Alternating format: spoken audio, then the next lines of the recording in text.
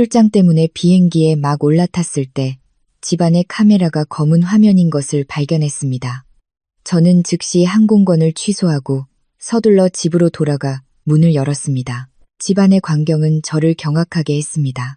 4월의 어느 오후, 인천국제공항은 숨 막힐 듯한 혼잡함으로 가득했습니다. 서울의 후텁지근한 공기가 거대한 강화유리를 뚫고 들어와 특유의 항공유 냄새와 수천 명의 승객들이 분주하게 움직이는 소음과 뒤섞였습니다. 저는 국내선 출발 라운지의 차가운 플라스틱 의자에 앉아 거대한 비행기들이 꼬리를 물고 이륙하고 착륙하는 활주로를 멍하니 바라보고 있었습니다. 제가 탈 부산행 KE1115표는 45분 후에 출발할 예정이었습니다. 원래대로라면 지금쯤 회사의 중요한 입찰 서류를 다시 검토하고 있어야 했지만 제 마음은 형언할 수 없는 불안감에 휩싸여 있었습니다. 가슴속에서 차오르는 초조함을 떨치기 위해 저는 핸드백에서 스마트폰을 꺼냈습니다. 오랜 습관처럼 스마트홈 관리 앱을 눌러 강남구에 있는 제 아파트를 확인했습니다. 집에는 2년 전 동물보호소에서 데려온 회색 줄무늬 고양이 보리가 저의 유일한 동반자였습니다. 보리는 순하지만 장난기가 많아 제가 외로워 보일 때마다 책장 위로 뛰어오르거나 소파를 긁는 버릇이 있었습니다. 제가 거실과 주방, 복도에 카메라를 설치한 주된 이유는 출장으로 집을 비우는 동안 보리의 걸음걸이를 살피기 위해서였습니다. 하지만 거실 화면이 로딩되기 시작했을 때 제 심장이 쿵 내려앉았습니다. 옅은 회색 소파와 손으로 짠 카펫이 있는 익숙한 풍경 대신 스마트폰 화면에는 칠흑 같은 어둠만이 보였습니다. 저는 미간을 찌푸리며 공항 와이파이가 동시에 접속한 사람이 너무 많아 불안정한 탓일 거라고 스스로를 다독였습니다. 앱을 껐다가 스마트폰의 네트워크 연결을 재부팅한 후 다시 로그인했습니다. 결과는 마찬가지였습니다. 깊은 어둠이 모든 화면을 뒤덮고 있었습니다. 주방과 발코니 쪽 카메라도 확인해 보았지만 모두 신호가 끊긴 상태였습니다. 그 검은 화면들에서는 무서운 침묵이 흘러나왔습니다. 저희 집 카메라 시스템은 최신 고급 기종으로 정전 시에도 6시간 동안 작동을 유지할 수 있는 비상전원 장치가 내장되어 있었습니다. 게다가 전기나 인터넷 연결에 문제가 생기면 즉시 제 스마트폰으로 푸시 알림을 보내도록 설정되어 있었습니다. 하지만 제가 집을 나선 이후로 스마트폰은 아무런 알림 없이 조용했습니다. 이는 단 하나의 가설만을 가리키고 있었습니다. 누군가가 집에서 직접 전원을 차단했거나 신호 수신기에 손을 댔다는 것. 시원한 에어컨 아래에 앉아 있었음에도 불구하고 등골이 오싹해지는 것을 느꼈습니다. 오늘 아침 제가 여행 가방을 들고 나서기 전 남편 지우는 아직 침대에 누워 있었습니다. 그는 오후에 판교에서 중요한 파트너 미팅이 있어서 기력을 보충하기 위해 좀 더 자야 한다고 말했습니다. 지우는 제가 늘 믿었던 남편이었습니다.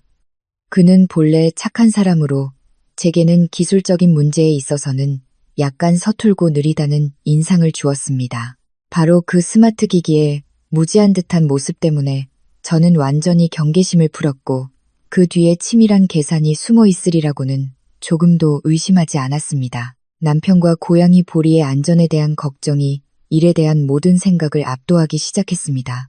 저는 자리에서 일어나 출발 게이트 주변을 서성였습니다. 스마트폰을 쥔 손가락 끝이 하얗게 질릴 정도로 꽉 쥐었습니다.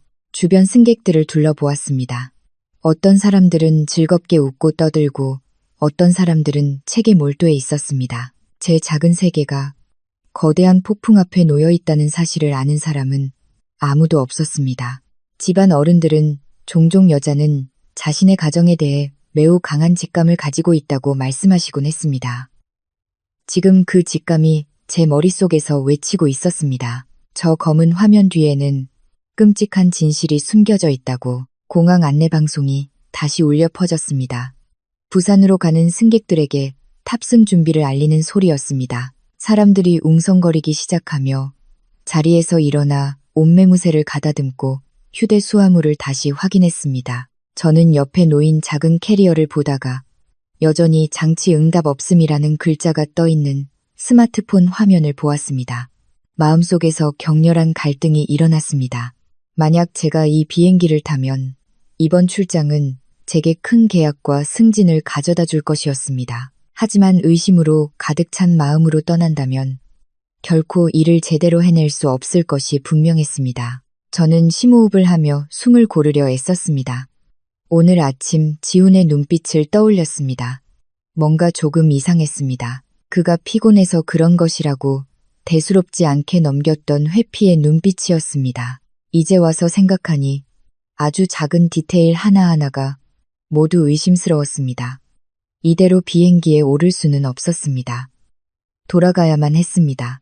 설령 어이없는 오해로 끝난다 하더라도 제 집이 평안하다는 것을 제 눈으로 직접 확인해야 했습니다. 진실은 어떤 경제적 계약보다 소중했고 저는 겉보기에 평온함으로 포장된 거짓 속에서 살 수 없었습니다.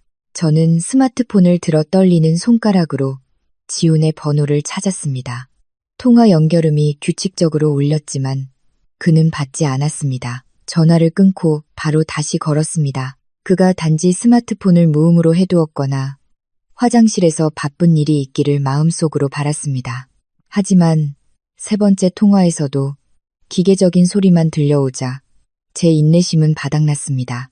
평소 지훈은 전화를 매우 빨리 받는 편이었고 바쁘면 저를 안심시키기 위해 짧은 문자라도 남기곤 했습니다. 이 갑작스러운 침묵은 제 믿음에 찬물을 끼얹는 것 같았습니다.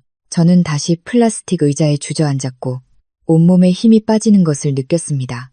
최근 몇 주간의 기억을 샅샅이 뒤지기 시작했습니다. 지훈은 요즘 외출할 때마다 부쩍 멋을 냈습니다. 제가 기념일에 선물한 비싼 향수를 자주 사용했는데 전에는 향이 너무 강하다며 거의 쓰지 않았습니다. 그는 또한 손님 접대를 이유로 늦게 귀가하는 일이 잦았고 집에 오면 바로 샤워를 하고 잠자리에 들곤 했습니다. 그 당시 저는 남편이 고생하는 것이 안쓰러워 다른 가능성은 전혀 생각하지 못했습니다.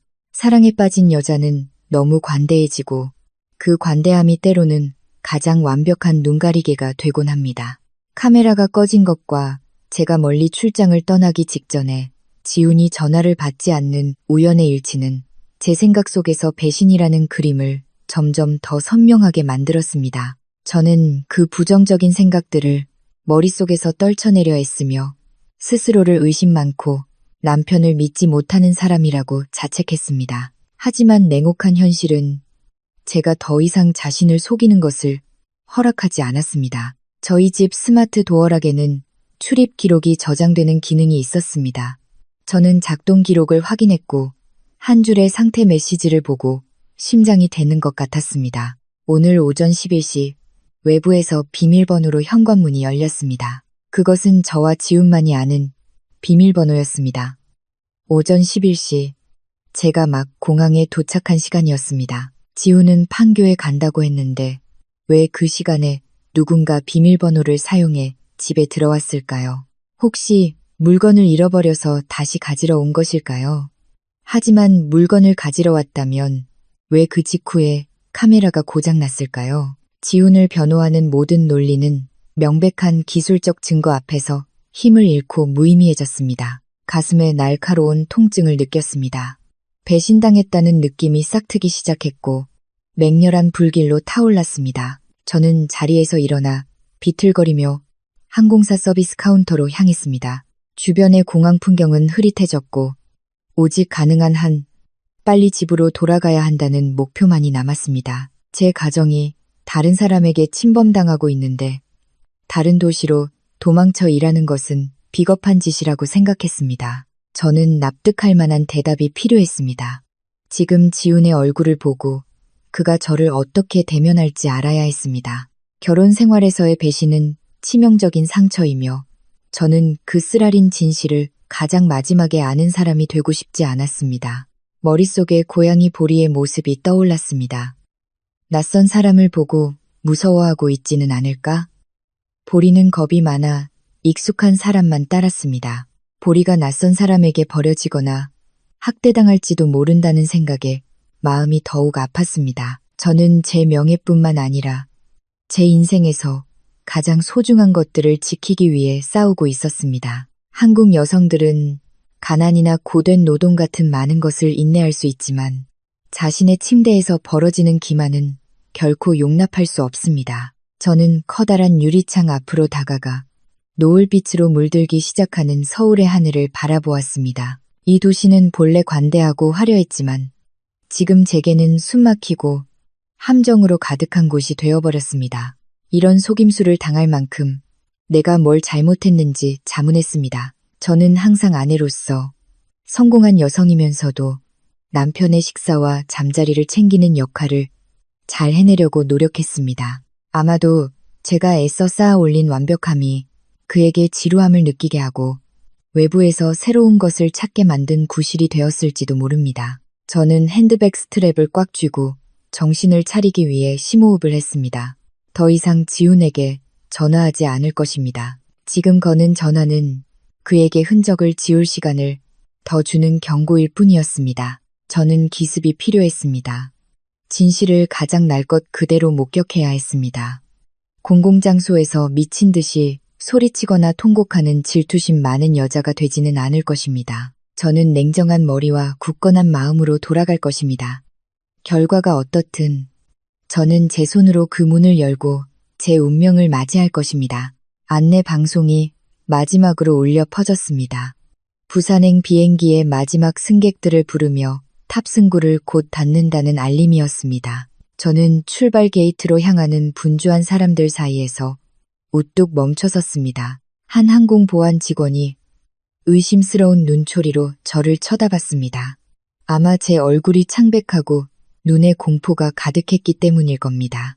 저는 손에 든 탑승권을 내려다보고 견인차에 의해 비행기가 주기 위치에서 밀려나기 시작하는 유리창 밖을 보았습니다. 한 걸음만 더 내디디면 저는 이 도시를 떠나 모든 의심을 뒤로하게 될 것이었습니다. 하지만 저는 그 발걸음이 도망자의 발걸음이 될 것임을 알았습니다. 저는 몸을 돌려 게이트로 들어가는 사람들의 흐름을 거슬러 걸었습니다.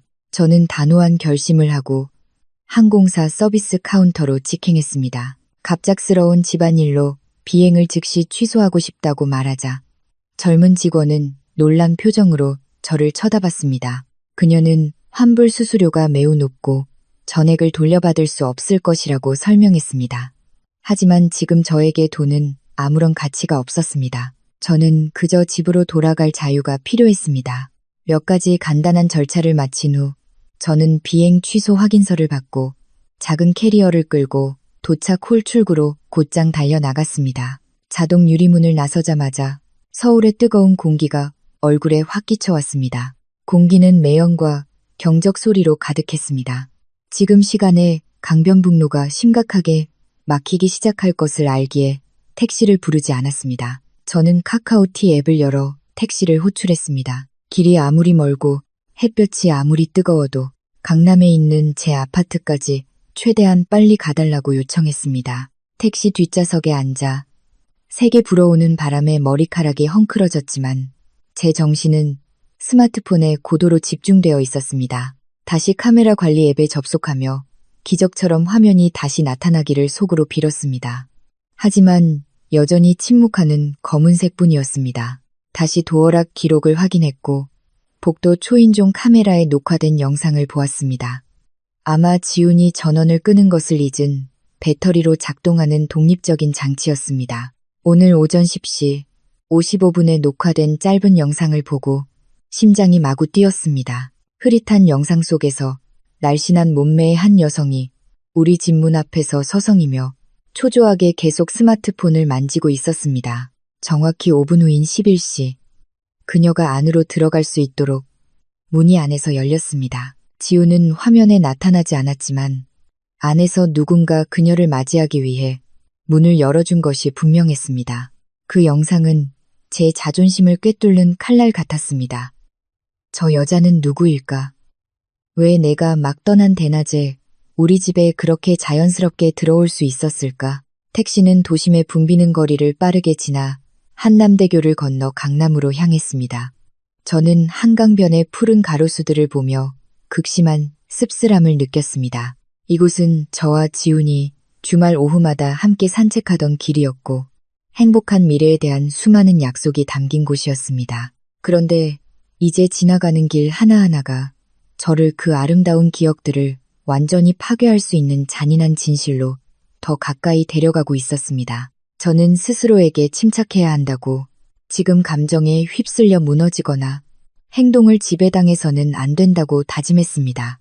제가 사는 고급 아파트 단지에 도착해서는 경비원에게 들키지 않도록 정문 로비가 아닌 경비실 근처에서 내려달라고 했습니다. 제 등장이 경비팀이나 익숙한 이웃들의 주목을 끌고 싶지 않았습니다.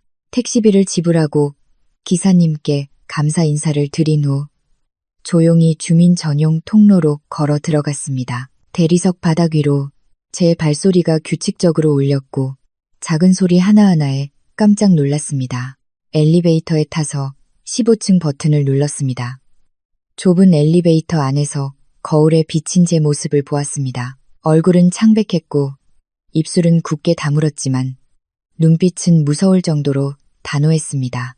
15층에서 엘리베이터 문이 열렸습니다.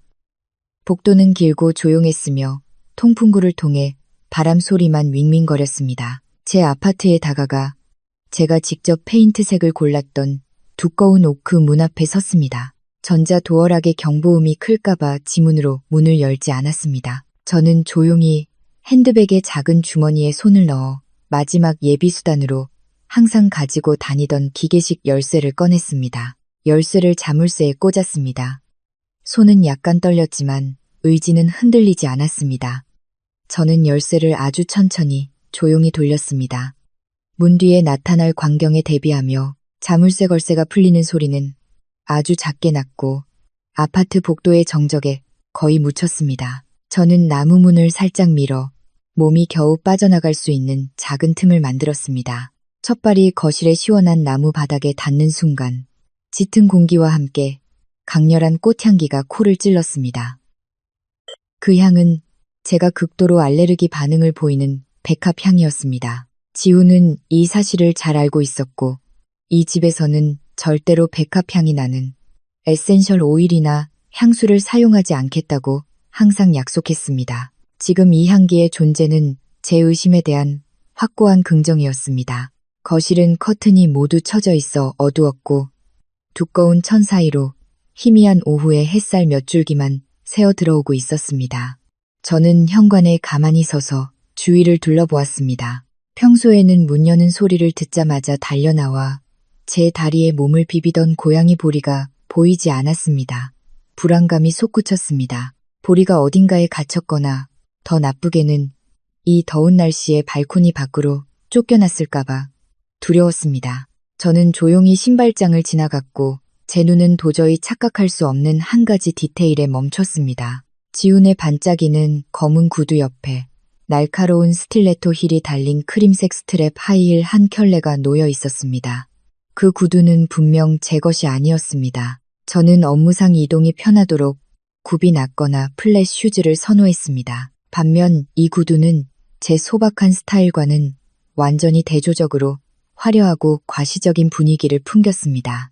그것은 마치 뻔뻔한 침략의 상징처럼 제 집안에 당당하게 놓여 있었습니다. 피가 거꾸로 솟는 것 같았고 손톱이 손바닥을 파고들어 아플 정도로 주먹을 꽉 쥐었습니다. 배신은 더 이상 가설이 아니었습니다. 제가 온 마음을 다해 가꾸어 온 가정 안에서 살과 뼈를 가진 실체로 존재하고 있었습니다. 저는 거실 안쪽 카메라 시스템의 중앙 수신기가 있는 TV 선반 쪽으로 걸어갔습니다.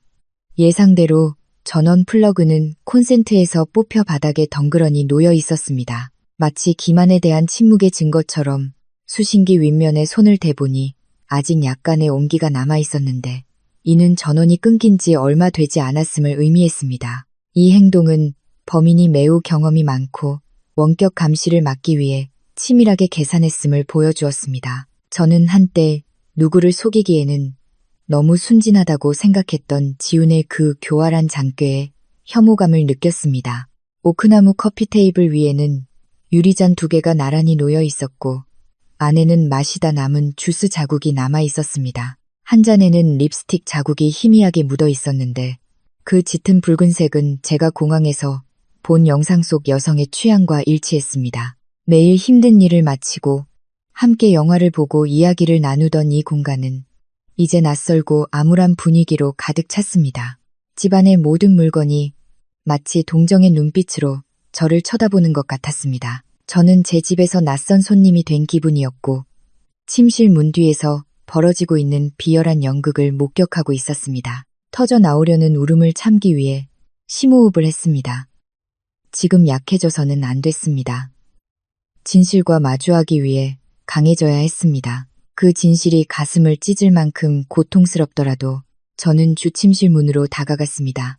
발걸음 하나하나가 납덩이처럼 무거웠습니다. 안에서는 어떤 스마트폰에서 흘러나오는 최신 유행가와 섞인 아주 작은 속삭임이 들렸습니다. 그 소리는 제 심장을 찌르는 바늘 같았습니다. 지훈이 저 여자를 몇 번이나 이곳에 데려왔을까? 그리고 그들은 우리 결혼 침대에서 무슨 짓을 했을까 궁금했습니다. 저는 침실문 앞에서 몇 분간 가만히 서서 미친 듯이 뛰는 심장 박동과 호흡을 가다듬으려 애썼습니다. 마음속에는 결혼식 날의 추억과 평생을 함께하자는 굳은 맹세들이 떠올랐습니다. 모든 것이 이제는 다시 붙일 수 없는 유리 조각처럼 산산조각 났습니다. 저는 이 문을 여는 순간 제 인생이 완전히 다른 방향으로 흘러갈 것임을 알았습니다.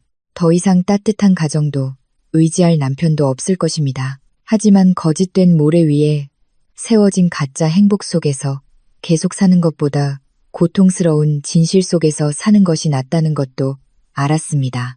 저는 차가운 스테인리스 문손잡이에 손을 얹고 피부로 전해지는 냉기를 느꼈습니다. 문을 두드리거나 지훈의 이름을 부르지 않았습니다. 저는 진실이 가장 적나라하게 드러나 그들이 변명하거나 숨길 기회가 없기를 바랐습니다. 저는 스마트폰을 꺼내 동영상 녹화 모드를 켜고 손에 꽉 쥐었습니다. 이것은 나중에 제 권리를 보호하기 위한 확실한 증거가 될 것이었습니다. 이상한 평온함이 저를 감쌌습니다.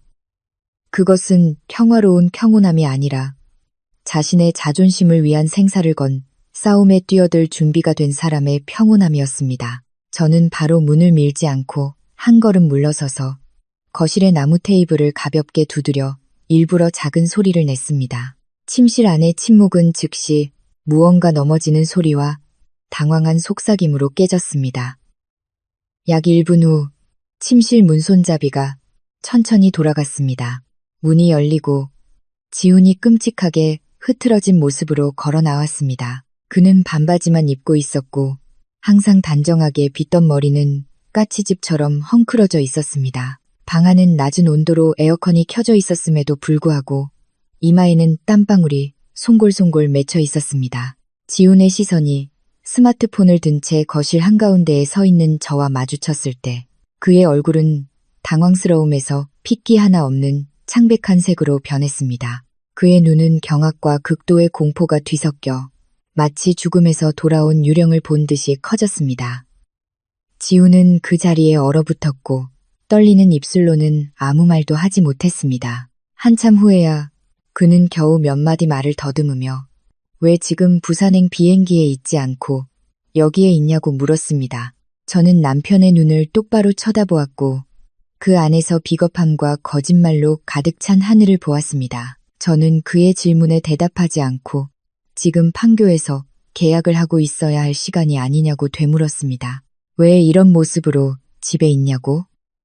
지훈은 파트너가 갑자기 개인적인 사정이 생겨 회의가 취소되었다고 황급히 설명했습니다. 몸이 좋지 않고 머리가 깨질 듯이 아파서 집에 와서 잠시 쉬기로 했다는 것이었습니다. 그는 너무 피곤해서 잠이 들어 제가 전화하는 소리를 전혀 듣지 못했다고 맹세했습니다. 그가 내뱉는 말 한마디는 마치 더러운 진흙탕을 덮으려는 진흙층 같았습니다.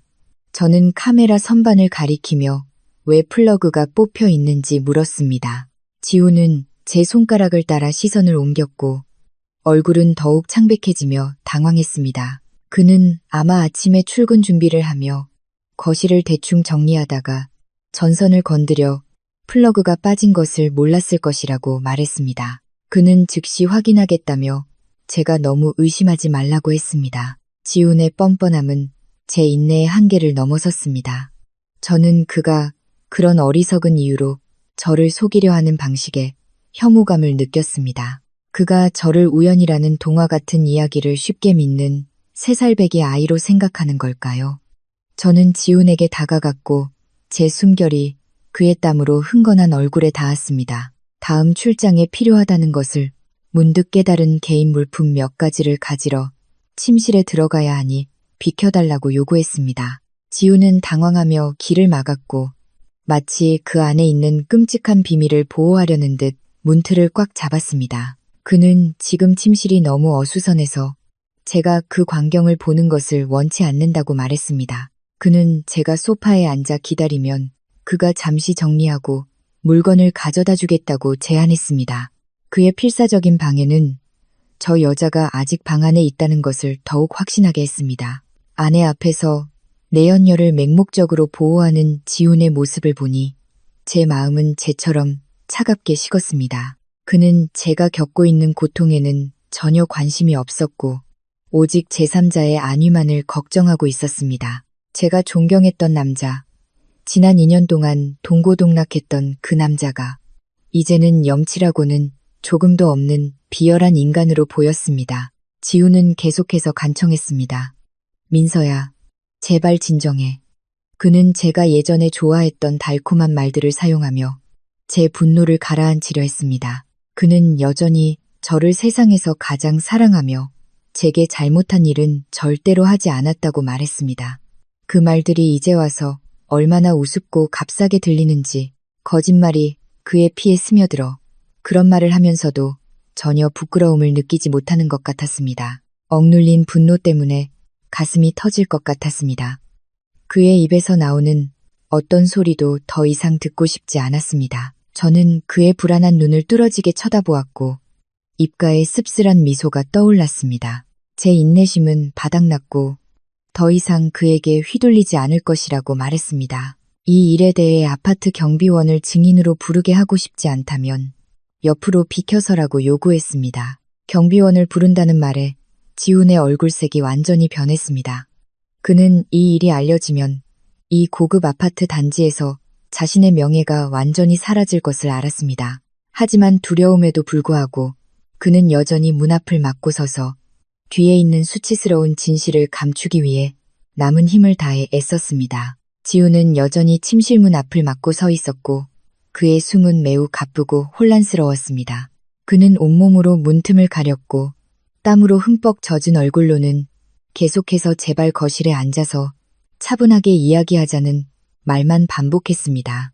하지만 긴장감이 최고조에 달했을 때 침실 안에서 갑자기 전화벨 소리가 울렸습니다. 경쾌한 최신 유행가였습니다. 그 즐거운 소리는 기만으로 가득 찬 이 분위기 속에서 유난히 어색하고 귀에 거슬렸습니다. 지훈은 마치 전기에 감전된 듯 온몸을 떨었고 이미 창백했던 얼굴은 더욱 파랗게 질렸습니다. 그는 본능적으로 바지 주머니에 손을 넣으려 했지만 그의 스마트폰은 거실 커피 테이블 위에 놓여 있는 것이 분명히 보였습니다. 벨소리는 멈추지 않고 계속해서 규칙적으로 울렸습니다. 그 주인은 분명 이 방 안에 있었고 아마도 즉시 끌 수 없어 극도로 당황하고 있을 것이었습니다. 저는 지훈의 눈을 똑바로 쳐다보았고 그의 거짓말이 더할 나위 없이 완벽하게 드러나는 것을 보며 입가에 차가운 미소가 떠올랐습니다. 이 배신자로부터 더 이상 어떤 변명도 들을 인내심이 없었습니다. 저는 온 힘을 다해 지훈의 어깨를 밀었고 그는 균형을 잃고 옆으로 쓰러졌습니다. 저는 문 손잡이를 3개 돌려 침실 문을 활짝 열었습니다. 우리 부부의 가장 사적이고 신성한 공간이었던 그 방은 이제는 역겨울 정도로 짙은 백합 향기로 가득 차 있었습니다. 넓은 침대 위에는 시트가 구겨져 있었고 베개는 아무렇게나 흩어져 있어 이곳에서 방금 무슨 일이 일어났는지를 명백히 증명하고 있었습니다. 저는 주위를 둘러보았지만 문가에서 비틀거리며 일어나는 지훈 외에는 아무도 보이지 않았습니다. 하지만 방금 들었던 전화벨 소리는 방구석에 있는 큰 오크나무 옷장이 있는 쪽에서 나는 것 같았습니다. 저는 옷장으로 다가갔고 발걸음 하나하나가 납덩이처럼 무거웠습니다. 이 방 안에 다른 존재가 있음을 느낄 수 있었습니다. 극도의 공포 때문에 억눌린 숨소리였습니다. 지우는 황급히 달려와 제 팔을 잡고 어리석은 짓을 하지 말라고 애원했지만 저는 그의 손을 가장 매몰차게 뿌리쳤습니다. 옷장 손잡이를 잡고 힘껏 당겼습니다. 옷장 문이 활짝 열리며 제 평생 잊을 수 없는 광경이 드러났습니다. 저와 지훈의 드레스와 셔츠 더미 사이에서 한 여성이 웅크리고 앉아 있었습니다. 두 손으로 다리를 꼭 껴안고 길게 늘어뜨린 머리카락 뒤로 얼굴을 숙이고 있었습니다. 그녀는 마치 폭풍에 맞은 어린 새처럼 덜덜 떨고 있었습니다. 그녀의 떨리는 손에는 여전히 불이 켜진 스마트폰이 들려 있었습니다. 저는 그 머리카락을 복도 영상에서 스쳐 지나갔던 옅은 색의 드레스를 알아보았습니다. 그 여성이 천천히 고개를 들었을 때 저는 극도로 경악하지 않을 수 없었습니다. 그녀는 바로 지훈이 관리하는 부서의 젊고 아름다운 부하 직원인 유진이었습니다. 유진은 명절이나 회사 회식 때 종종 우리 집에 오곤 했습니다. 그녀는 항상 제게 민서 언니라고 다정하고 존경스럽게 불렀습니다. 저는 유진의 재치와 민첩함을 매우 아꼈고 심지어 지훈에게 업무적으로 그녀를 더 많이 도와주라고 여러 번 말하기도 했습니다. 이 진실은 오랫동안 제가 가졌던 순진한 믿음에 찬물을 끼얹는 것 같았습니다. 유진은 눈물이 가득한 눈과 떨리는 입술로 저를 바라보며 아무 말도 하지 못했습니다. 활기찬 젊은 여성의 평소 자신감과 자부심은 완전히 사라지고 다른 사람의 가정을 파괴하다. 현장에서 발각된 자의 굴욕감만이 남아 있었습니다. 저는 목구멍에서 치밀어 오르는 극도의 혐오감을 느꼈습니다. 어떻게 한 여자가 그렇게 뻔뻔하게 남의 집에 들어와 그들의 침대에 눕고 발각되자 이렇게 불쌍한 척할 수 있을까? 저는 지훈을 돌아보았습니다. 그는 완전히 무너져 바닥에 무릎을 꿇고 제 눈을 단 한순간도 쳐다보지 못한 채 고개를 숙이고 있었습니다. 그는 울기 시작했고 그 비겁한 흐느낌은 저를 경멸하게 만들었습니다. 그는 모든 것이 순간적인 약함 때문이었고 유진이 먼저 유혹해서 저항할 수 없었다고 말했습니다. 지훈은 즉시 유진과의 모든 연락을 끊고 제가 용서할 수 있도록 무엇이든 하겠다고 약속했습니다. 그 간청의 말들은 이제 제게 공허하고 무가치한 소리일 뿐이었습니다. 저는 침실 한가운데 서서 제 앞에서 떨고 있는 두 사람을 이상할 정도로 평온하게 바라보았습니다. 공항에서처럼 미친 듯한 분노나 가슴 찢어지는 고통은 더 이상 느껴지지 않았습니다. 대신 깊은 실망에서 비롯된 냉랭함과 단호한 결심이 저를 감쌌습니다. 저는 이 집과 이 결혼이 카메라 플러그가 의도적으로 뽑혔을 때 이미 끝났다는 것을 깨달았습니다. 저는 유진을 보고 지훈을 보며 씁쓸하게 입꼬리를 올렸습니다. 새로운 시작은 분명 어려울 것이지만 이 거짓된 조각들과 단 하루라도 더 함께 사는 것보다 1000배는 나을 것이었습니다. 저는 침실 한가운데 우뚝 서서 굴욕감에 떨고 있는 두 사람을 차가운 시선으로 훑어보았습니다. 유진은 여전히 옷장 안에 웅크리고 앉아 눈물로 얼룩진 화장을 가리기 위해 제 드레스들을 사용하려 애썼습니다. 저는 그녀에게 달려들어 머리채를 잡거나 저속한 말로 모욕할 필요를 느끼지 못했습니다. 지금 제 침묵이 어떤 욕설보다 더 무서울 것이었습니다. 저는 바닥에 무릎 꿇고 의미 없는 간청을 중얼거리는 지훈을 향해 돌아섰습니다. 저는 심호흡을 하며 온몸에 퍼지는 냉기를 느꼈습니다. 옷장으로 다가가 목소리는 바꿀 수 없는 판결처럼 단호하고 명료하게 울렸습니다. 저는 유진에게 즉시 옷장에서 나와 옷을 제대로 입고 3분 안에 제 집에서 사라지라고 요구했습니다. 유진은 구원을 바라는 눈빛으로 저를 쳐다보았지만 저는 경멸적인 시선으로 답할 뿐이었습니다. 그녀는 옷장에서 비틀거리며 나왔고 다리가 너무 떨려 나무 바닥에 거의 넘어질 뻔했습니다. 지훈이 그것을 보고 내연녀를 부축하려 달려들었지만 제 날카로운 눈빛에 그는 즉시 멈칫해야 했습니다. 유진은 침대 옆에 걸쳐있던 옅은 색 드레스를 떨리는 손으로 집어들어 몸에 대충 두르고 침실 안 화장실로 황급히 달려갔습니다. 문이 잠기는 소리가 공포에 차서 울렸습니다. 그동안 저는 출입구 바로 앞에 서서 지훈이 그녀에게 다가가거나 말을 걸 기회를 주지 않았습니다. 지훈이 목소리를 높이기 시작했습니다. 그는 제가 너무 매정하게 굴지 말라고. 어쨌든 유진은 이제 막 사회에 발을 디딘 어린 소녀일 뿐이라고 말했습니다. 저는 웃음을 터뜨렸습니다. 메마르고 씁쓸한 웃음이었습니다. 저는 지훈에게 내연녀를 걱정하기 전에 자신의 낯짝이나 걱정하라고 말했습니다. 우리의 모든 맹세를 배신한 것은 바로 그였기 때문입니다. 약 5분 후 유진은 고개를 푹 숙인 채 화장실에서 나왔습니다. 눈은 빨갛게 충혈되었고 머리는 여전히 헝클어져 있었습니다. 그녀는 제 화장대 위에 놓여있던 명품 핸드백을 집었고 손은 열병에 걸린 사람처럼 멈추지 않고 떨렸습니다. 저는 거실 문을 막고 서서 그 핸드백을 즉시 내려놓으라고 요구했습니다. 유진은 저를 멍하니 쳐다보았고 눈은 놀라움과 두려움으로 커졌습니다. 저는 차분하게 말했습니다. 그 가방 안에는 분명 그들의 불법 가택 침입과 부적절한 관계의 증거로 사용될 수 있는 개인 소지품이 들어있을 것이라고. 유진은 너무 놀라 공포에 질려 핸드백을 바닥에 떨어뜨렸습니다. 그녀는 더 이상 한마디도 반항하지 못하고 조용히 돌아서서 현관문으로 빠르게 달려나갔습니다. 아파트 복도를 따라 급하게 달려가는 발소리와 엘리베이터가 도착하는 소리가 메마르게 들렸습니다. 이제 집안에는 저와 지훈, 그리고 배신과 굴욕으로 가득 찬 공기만이 남았습니다. 저는 몸을 숙여 유진의 핸드백을 주었습니다. 안에는 예상대로 무음 모드로 설정된 두 번째 스마트폰, 몇 가지 비싼 화장품, 그리고 특히 제가 의심했던 대로 지훈이 몰래 만들어준 것으로 보이는 예비 열쇠가 들어있었습니다. 저는 지훈을 돌아보았습니다. 그는 이제 울음을 그쳤지만 여전히 영혼 없는 시체처럼 바닥에 주저앉아 있었습니다. 저는 그에게 일어나서 거실에 앉아 제대로 이야기하자고 요구했습니다. 지훈은 비틀거리며 일어났고 마치 술 취한 사람처럼 불안정하게 걸었습니다.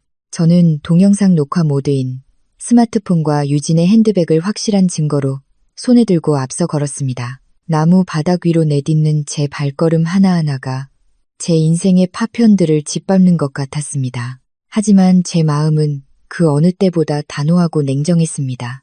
거실에 도착했을 때 저는 1인용 소파에 앉았고 맞은편 긴 소파에 웅크리고 앉아있는 지훈과 마주했습니다. 저는 유진의 핸드백을 커피 테이블 위에 놓았고 천장의 조명이 모든 것을 마치 막이 내린 연극처럼 선명하게 비추었습니다.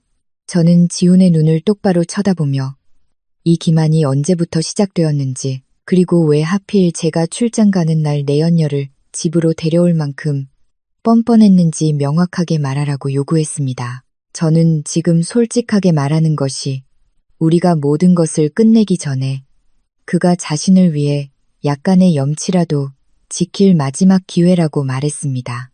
지훈은 고개를 숙였고 목소리는 너무 작고 끊겨서 알아듣기 어려웠습니다. 그는 모든 것이 약 3개월 전 회사 연말 회식 후에 시작되었다고 말했습니다. 그는 유진의 유혹과 그녀의 달콤한 말에 저항할 수 없었다고 탓했습니다. 그는 여전히 저를 매우 사랑하지만 제가 회사에서 큰 프로젝트로 바쁠 때 그는 자신의 집에서 외로움과 관심 부족을 느꼈다고 말했습니다. 그 변명들은 정말 우습고 비열하게 들렸습니다.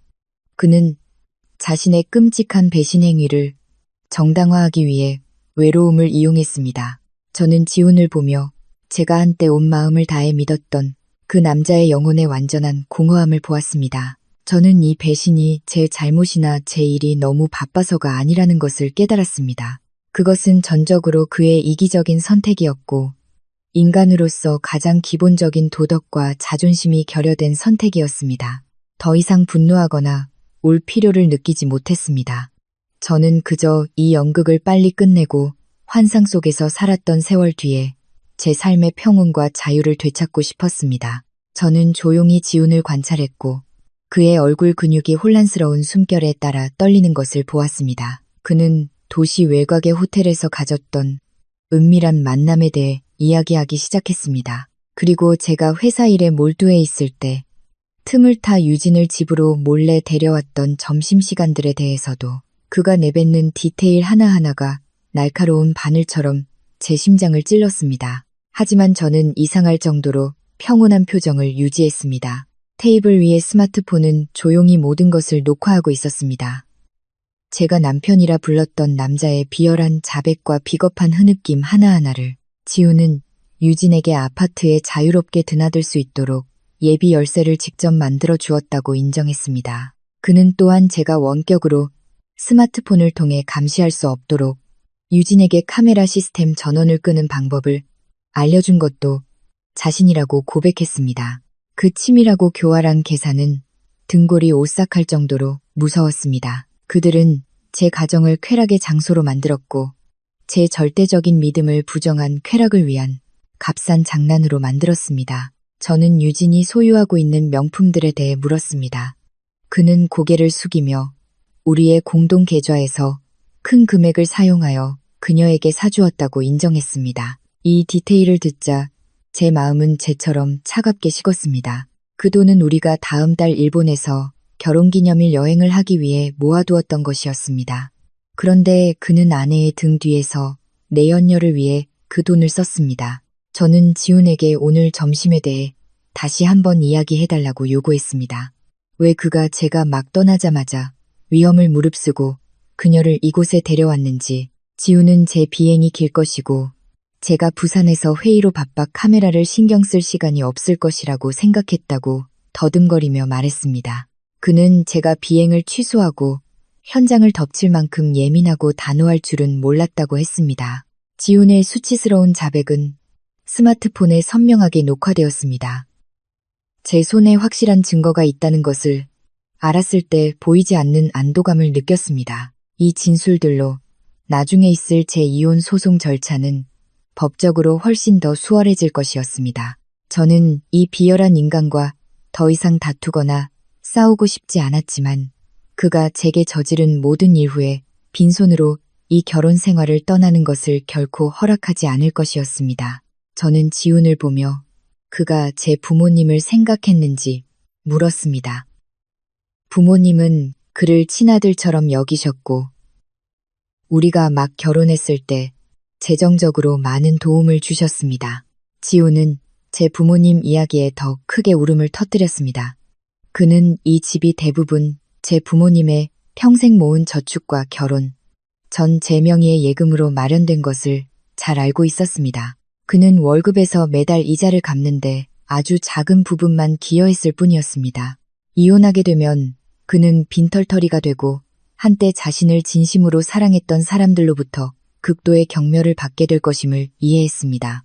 지훈은 제 발 앞에 무릎을 꿇고 마지막으로 한 번만 더 기회를 달라며 제 바지를 잡으려 했습니다. 그는 이 잘못을 만회하기 위해 평생 제 노예가 되겠다고 맹세했습니다. 저는 그의 손을 단호하게 뿌리쳤고 말로 표현할 수 없는 혐오감을 느꼈습니다. 노예라고. 저는 어떤 형태로든 제 곁에 거짓말쟁이와 비겁한 사람이 필요하지 않았습니다. 저는 일어서서 스마트폰을 들고 녹화를 중지한 후 영상을 이중 비밀번호로 안전하게 저장했습니다. 저는 지훈을 보고 차가운 목소리로 제 인내심이 정말로 바닥났다고 말했습니다. 저는 그에게 최소한의 개인 물품을 챙겨 오늘 밤 당장 이 집에서 나가라고 요구했습니다. 더 이상 그를 단 1초도 보고 싶지 않았습니다.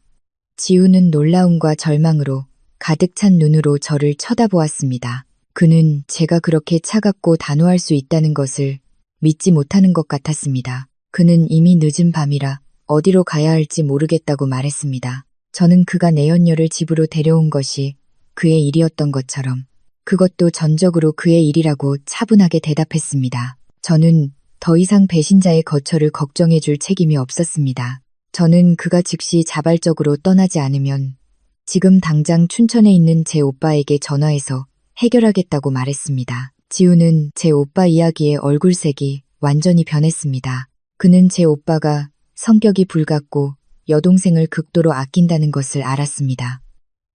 오빠가 이 사실을 알게 되면 그에게 닥칠 결과는 상상할 수 없을 정도로 끔찍할 것이었습니다. 저는 침실로 들어가 큰 여행 가방을 꺼내 거실 한가운데로 세게 던졌습니다.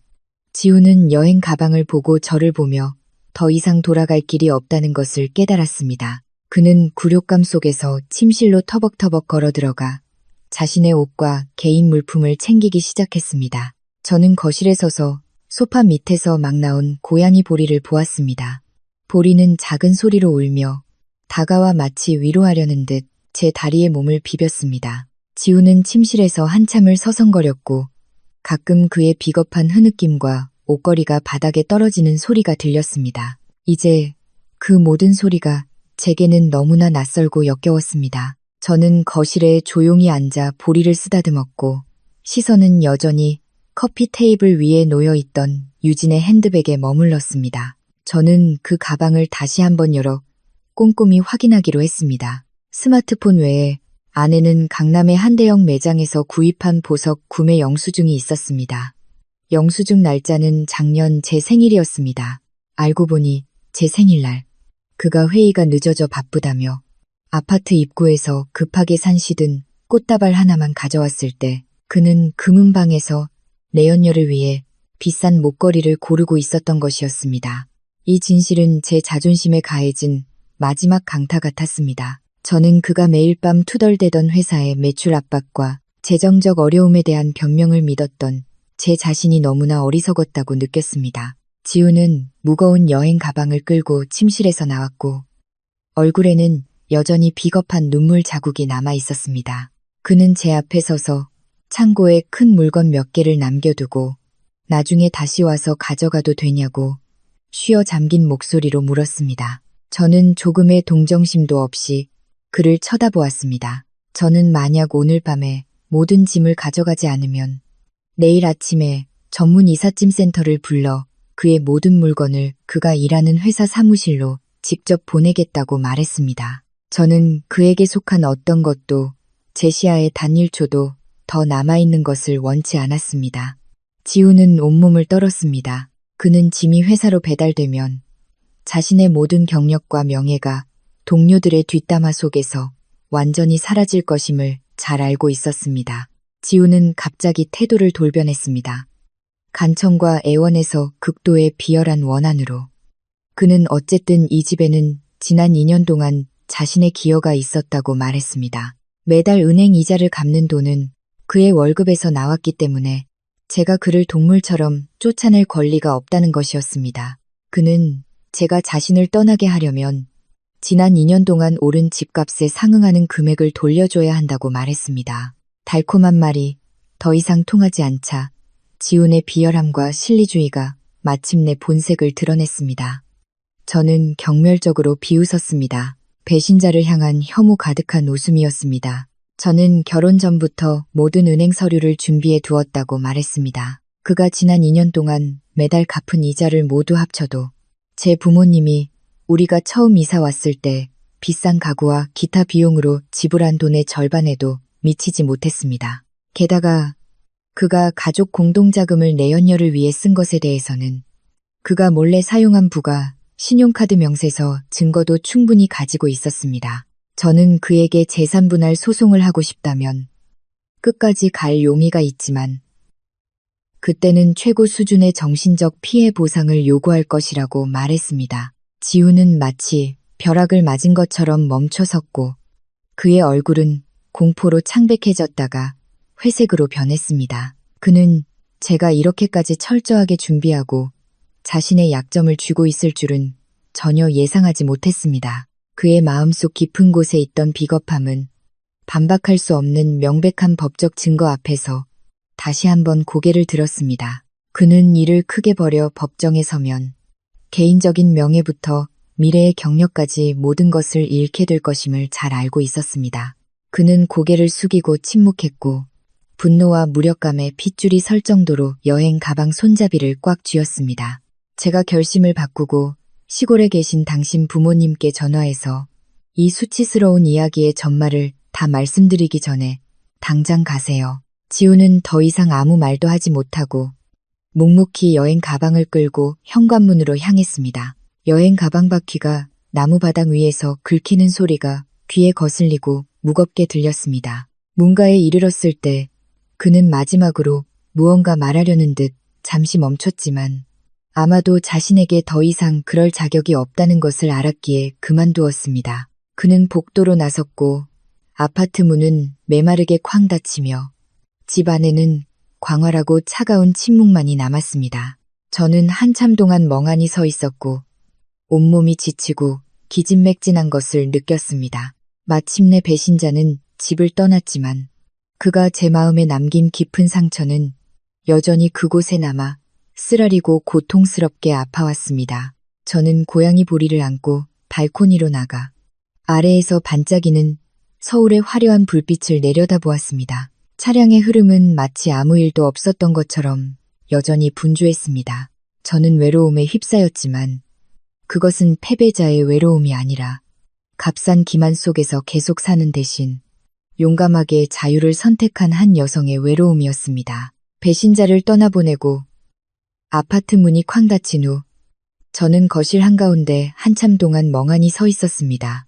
익숙했던 공간은 이제 소름 끼치도록 차갑고 황량한 기운에 휩싸여 있었습니다. 저는 보리를 품에 안고 두려움에 떨리는 심장 박동과 거친 숨소리를 느꼈습니다. 오늘 밤 이 집에서는 머물 수 없다는 것을 알았습니다. 벽 모퉁이마다, 물건 하나하나마다 방금 일어난 끔찍한 기만을 떠올리게 하는 곳이었습니다. 저는 재빨리 필요한 옷 몇 벌, 중요한 신분증, 그리고 보리 용품을 작은 캐리어에 챙겼습니다. 아파트 문을 굳게 잠그고 엘리베이터에 탔습니다. 마치 제 인생의 폐허 더미에서 도망치는 기분이었습니다. 저는 택시를 잡아 한남동의 강변 빌라 단지로 향했습니다. 그곳에는 제 가장 친한 친구인 수연이 살고 있었습니다.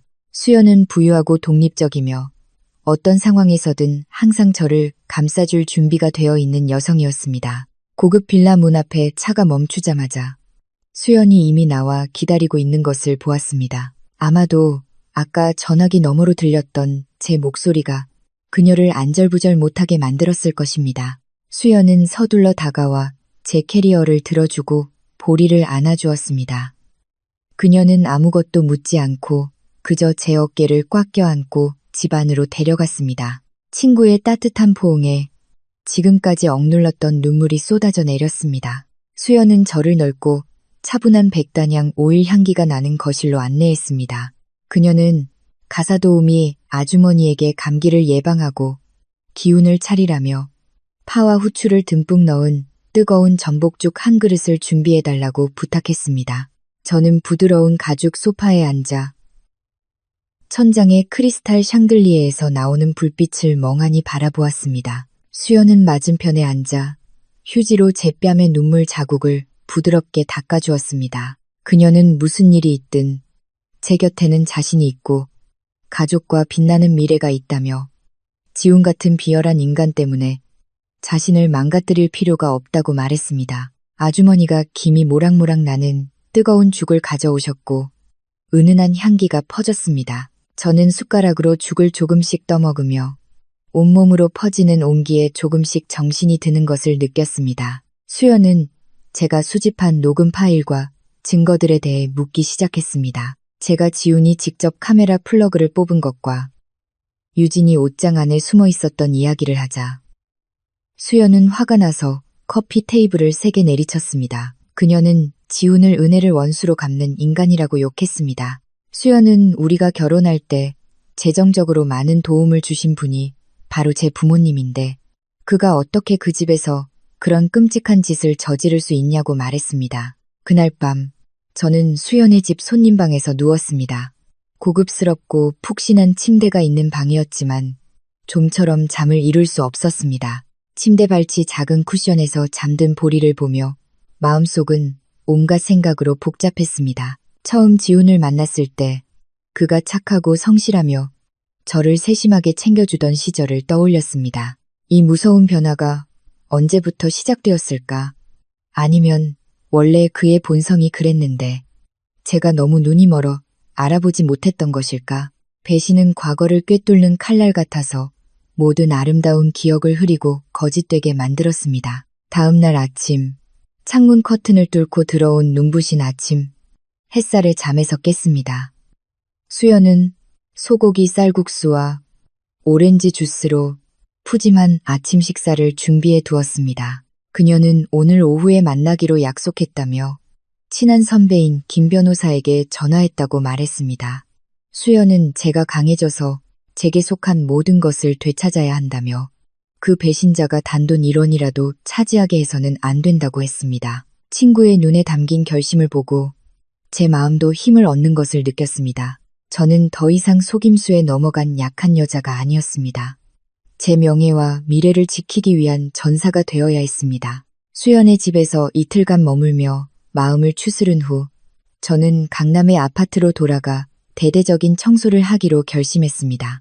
이 지역에서 가장 전문적인 청소업체에 연락하여 제 생활 공간을 처리해달라고 요청했습니다.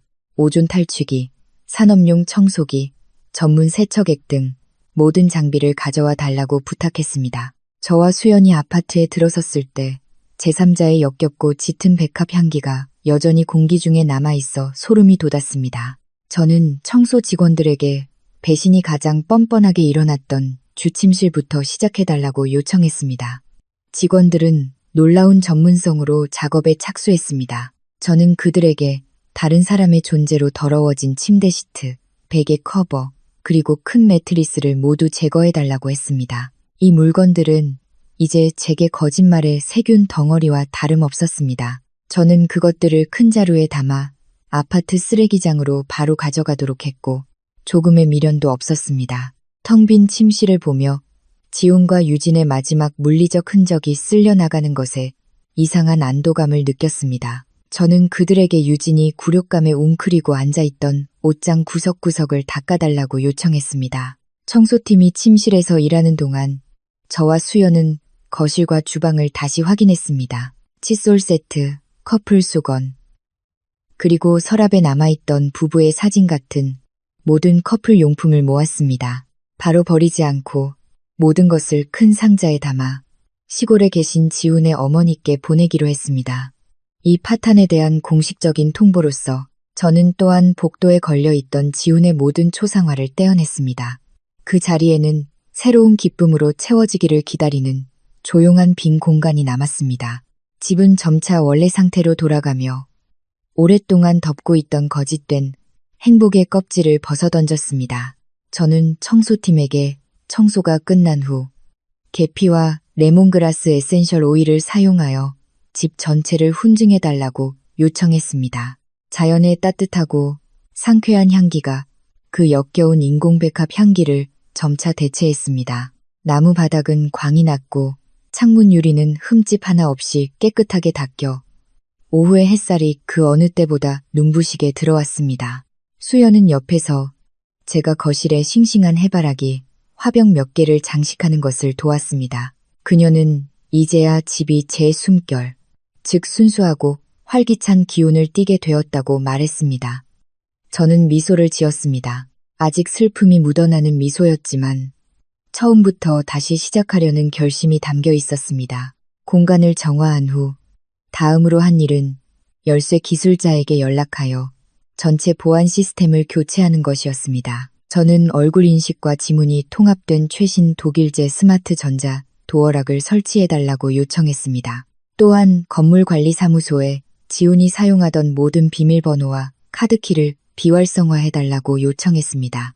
열쇠 기술자는 매우 꼼꼼하게 일했고 조용한 오후에 울리는 작은 드릴 소리는 마치 재탄생의 소리처럼 들렸습니다. 새로운 자물쇠가 설치되자 저는 제 지문과 마지막 예비 수단으로 수연의 지문을 설정했습니다. 오크문에 달린 반짝이는 자물쇠를 보며 이제부터는 어떤 배신자도 제 사적인 세계를 침범할 수 없을 것이라고 다짐했습니다. 그날 오후 저와 수연은 강남의 한 고급 가구점에 가서 침실용품을 모두 새로 구입했습니다.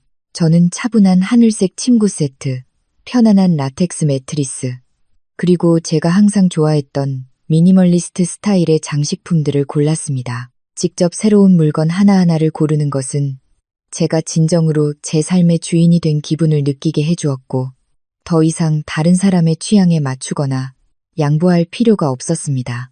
그날 밤 새천과 계피 오일 향기가 나는 새로운 침대에 누워 절대적인 평온함을 느꼈습니다. 자신을 되찾는 여정은 아직 험난하겠지만 적어도 시작하기에 정말로 깨끗하고 안전한 피난처가 생겼습니다. 사건 발생 사흘째 되는 날 오후, 수연은 저를 광화문에 위치한 호화로운 고층 빌딩 꼭대기에 있는 김 변호사 사무실로 데려갔습니다. 사무실은 깔끔하게 정리된 서류 더미와 은은한 종이 향기로 매우 전문적으로 디자인되어 있었습니다. 김 변호사는 차분한 미소로 우리를 맞이했지만 그의 눈빛에서는 법정에서 수년간 싸워온 사람의 예리함이 뿜어져 나왔습니다. 그는 우리를 화창한 오후의 한강이 내려다 보이는 큰 회의 테이블로 안내했습니다. 자리에 앉자마자 저는 유진의 핸드백과 지훈의 자백이 담긴 녹음 파일이 있는 스마트폰을 테이블 위에 올려놓았습니다. 저는 김 변호사에게 모든 사건의 전말을 설명했습니다. 카메라가 꺼진 것을 발견했을 때부터 침실에서 두 사람을 현장에서 잡았을 때까지 김 변호사는 주의 깊게 들었습니다. 가끔 그는 검은색 가죽 수첩에 핵심 사항을 메모했습니다. 제가 지훈이 집을 절반으로 나누자고 요구하고 지난 2년간의 은행이자를 돌려달라고 했다는 이야기를 하자 김 변호사는 살짝 입꼬리를 올렸습니다. 그는 한국의 혼인 및 가족법에 따르면 이 집은 제 개인 자금과 결혼 전 친정 부모님의 지원으로 구입되었기 때문에 제 합법적인 고유 재산으로 간주된다고 말했습니다. 지훈이 월급의 일부를 이자 상환에 기여한 것은 단지 가족의 공동생활비로 간주될 뿐이었습니다. 김 변호사는 녹음 파일의 가치에 대해 더 깊이 분석하기 시작했습니다. 그는 이것이 지훈의 고의적인 혼인 파탄 유책 행위에 대한 반박할 수 없는 확실한 증거라고 말했습니다. 그는 주도권을 잡기 위해 즉시 일방적인 이혼, 소송 절차를 진행하라고 조언했습니다. 그는 또한 주택 구입 자금 출처와 지훈이 공동기금에서 내연녀에게 선물을 사주기 위해 사용한 부정한 지출을 증명하기 위해 은행 계좌 명세서 사본을 수집하는 방법을 안내해 주었습니다. 김 변호사는 자신의 경험으로 보아 제가 지훈이 협박하는 것처럼 어떤 돈도 배상하지 않고 집의 소유권 전체를 유지할 수 있을 것이라고 단언했습니다. 김 변호사의 자신감과 전문성은 제 마음을 훨씬 가볍게 해주었습니다.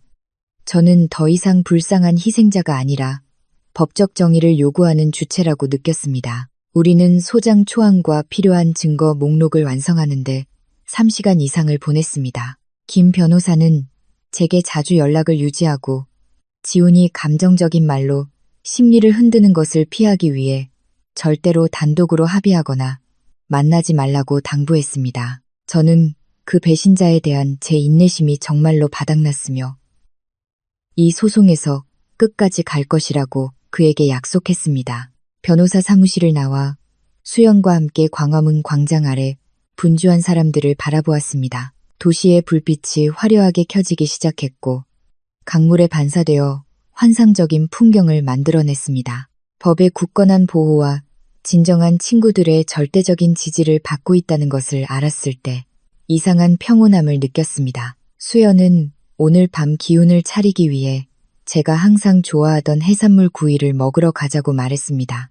저는 고층 빌딩 유리에 비친 제 모습을 보았고 배신의 파편 속에서 서서히 일어서는 강인하고 능력 있는 여성의 모습을 보았습니다. 그날 밤 강변 식당에 앉아 저와 수연은 자유를 향한 여정의 순조로운 시작을 축하하기 위해 레드 와인 잔을 들었습니다. 저는 더 이상 지훈이나 지난 고통에 대해 많이 이야기하지 않았고 대신 일과 미래의 먼 여행 계획에 대해 이야기했습니다. 저는 이 세상에는 발견할 좋은 것들이 너무 많다는 것을 깨달았고 과거의 어둠 속에 자신을 파묻을 필요가 없었습니다. 법은 정의를 집행할 것이고 저는 제 행복할 권리를 집행할 것입니다. 내일은 새로운 날이 될 것이고 저는 완전히 새로운 마음가짐으로 다음의 모든 도전을 받아들일 준비가 되어 있었습니다. 지훈이 집을 나간 후 제 삶은 새로운 골칫거리의 소용돌이에 빠져들기 시작했습니다. 그의 주 전화번호를 차단했지만 지훈은 끈질기게 대포폰을 이용해 하루에도 수십 통의 전화를 걸어왔습니다. 처음에는 실수로 몇 번 전화를 받았는데 들려오는 것은 담배와 술에 찌든 그의 쉰 목소리뿐이었습니다. 어떨 때는 우리가 막 사업을 시작했을 때의 옛 추억을 들먹이며 애원했고, 어떨 때는 갑자기 태도를 바꿔 제가 가장 힘들 때 남편을 버리고 돈과 명예만 아는 정없는 여자라고 비난했습니다. 저는 강남 중심가의 사무실에 앉아 익숙하지 않은 번호로 계속 깜빡이는 스마트폰 화면을 보았습니다. 지훈이 진심으로 뉘우치는 대신 의도적으로 제 정신을 괴롭히려 한다는 것을 깨달았을 때 가슴속에서 혐오감이 점점 커졌습니다. 그는 심지어 업무용 메신저 앱으로 장문의 협박 메시지를 보내 마지막으로 한 번만 단둘이 만나 이야기하는데 동의하지 않으면 제 회사까지 찾아와 난동을 부리겠다고 했습니다. 저는 이 남자의 극도의 이기심을 느꼈습니다. 그는 자신의 등장이 제 명예와 일에 어떤 영향을 미칠지 전혀 신경 쓰지 않았습니다. 그는 단지 자신이 전혀 기여하지 않은 재산을 지키려는 이기적인 목적을 달성하고 싶어 했습니다. 수연은 종종 사무실에 들러 점심을 가져다 주며 지훈의 장난에 너무 신경 쓰지 말라고 일깨워 주었습니다. 수연은 그 같은 남자는 본래 약한 사람을 괴롭히는 데만 능하고 강한 사람을 만나면 비겁한 본색을 드러낸다고 말했습니다.